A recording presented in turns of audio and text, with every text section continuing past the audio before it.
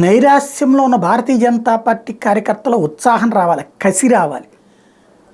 ఇవాళ అధిష్టానం ఆలోచిస్తున్న దాంట్లో తప్పేం లేదు. సీఎం రమేష్, సుజనా చౌదరి లేకపోతే కనుక అలాంటి వాళ్ళకి సీట్లు ఇస్తున్నారంటే ఎస్, ఇవాళ రెండు పార్టీలు డబ్బులతో కుమ్మేస్తుంటే ఏమీ లేకుండా వెళ్ళి కూర్చుంటాం కష్టమని స్వయంగా పవన్ కళ్యాణ్ లాంటోడే సరెండర్ అయిపోయినప్పుడు భారతీయ జనతా పార్టీ ఇవాళ కూర్చుని ఏదో అయిపోద్దిలే గెలిచేస్తారంటే గెలిచేస్తారా? వాళ్ళు ఇచ్చే అరడజన్ కంటే ఇదివరకు 13 నుంచి ఇప్పుడు 6కి పడిపోయింది. పార్లమెంట్ స్థానాల సంఖ్య 2 పెరుగుతోంది. ఇది ముందు ఫస్ట్ చేయాల్సిన ప్రతి కార్యకర్త నిజంగా బీజేపీ ఎదుగుదల కోరుకుంటే ఫస్ట్ చేయాల్సిన పని ఏంటి? తెలుగుదేశం విజయాలు అవన్నీ జనానికి వదిలేయండి, తెలుగుదేశం ఆ జనసేన.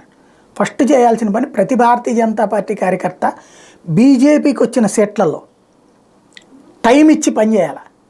ప్రతి ఒక్కళ్ళు ఆ నియోజకవర్గాల మీదనే కాన్సన్ట్రేట్ చేయాలి. ఈ 45 రోజుల పాటు మొత్తం భారతీయ జనతా పార్టీ రాష్ట్ర నాయకత్వం, రాష్ట్ర కార్యకర్తలంతా ఈ పార్లమెంట్, ఈ అసెంబ్లీ నియోజకవర్గాల వరకు, బీజేపీకి వచ్చిన అసెంబ్లీ పార్లమెంట్ నియోజకవర్గాల వరకు సీరియస్గా కాన్సన్ట్రేట్ చేసి ప్రతి ఇంటిని టచ్ చేసి ప్రతి ఒక్కరిని టచ్ చేసి ఈ సీట్లలో మ్యాక్సిమం 2/3 గెలిపించుకుంటే 2029లో భారతీయ జనతా పార్టీ ప్రధాన పోటీదారు అవుతుంది. అలాగే నెక్స్ట్ స్థానిక ఎన్నికల్లో ఉత్సాహం ఊపిరి వస్తుంది, పరుగులు పెట్టే శక్తి వస్తుంది. ఇప్పుడు అదేం చేయకుండా అవతలోడు ఖచ్చితంగా సొంత వాళ్లే మోసం చేస్తారు, కూటమిలో ఉన్నటువంటి వాళ్ళే. అదే సమయంలో అవతలోడు తొక్కేయాలని చూస్తారు.